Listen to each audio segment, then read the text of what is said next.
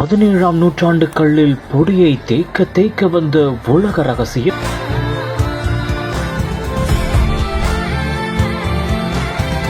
இரண்டாயிரத்தி 25ஆம் ஆண்டில் கண்டெடுக்கப்பட்ட பழங்கால பொக்கிஷம்.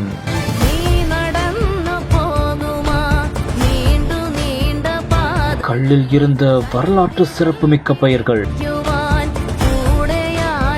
உடலை புல்லரிக்க வைத்த வரலாற்று சம்பவம்.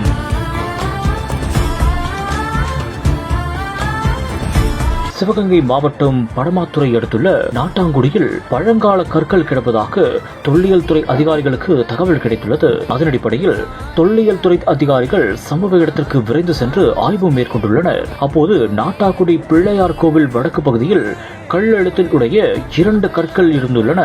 மேலும் இரண்டுமே ஒரே நாட்களில் வெட்டப்பெற்றுள்ளதோடு ஒரே செய்தியை குறிப்பிடுவதாகவும் கூறப்படுகிறது.